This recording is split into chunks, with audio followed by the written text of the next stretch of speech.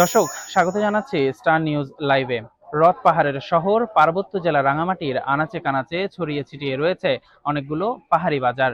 এই এক একটি বাজার এক এক কারণে বিখ্যাত। বর্তমানে আমি রয়েছি রাঙামাটি শহরের প্রাণকেন্দ্র বনরূপায়।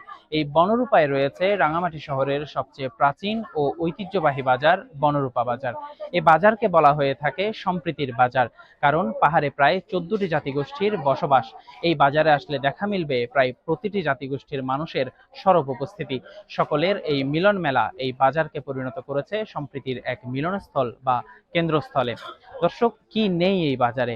পাহাড়ের জুমে উৎপাদিত কীটনাশক ও ফরমালিন মুক্ত শাকসবজি, ফলমূল, বিভিন্ন ধরনের মাংস, প্রসাধনী, তৈজসপত্র এবং পাহাড়ে নারীদের তাঁতে বোনা পোশাক সহ জীবন ধারণের জন্য প্রয়োজন প্রায় প্রতিটি উপাদানের দেখা মিলবে এই বাজারে আসলে।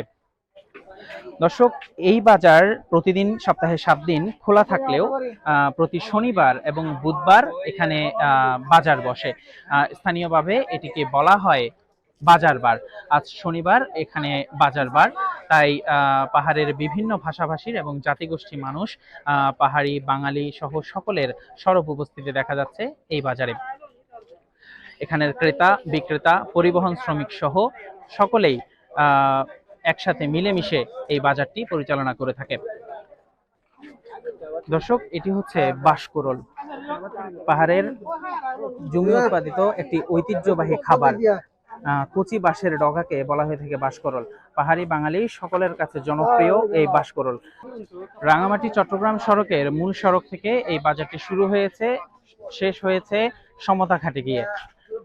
সমতা ঘাট এই বাজারের শেষ দিকে অবস্থিত এবং সেটি একটি ভাসমান বাজার।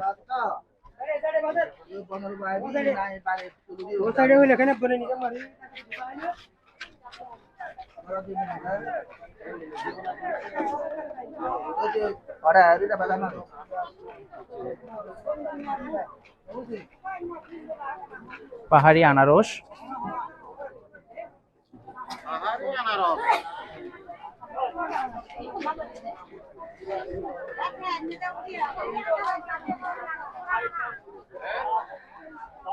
এই বাজারে যেমন স্থায়ী দোকান রয়েছে তেমনি অস্থায়ী দোকান রয়েছে। বাজার বারের দিন অস্থায়ী বিক্রেতারা এখানে বসেন এবং কেনাবেচা করেন।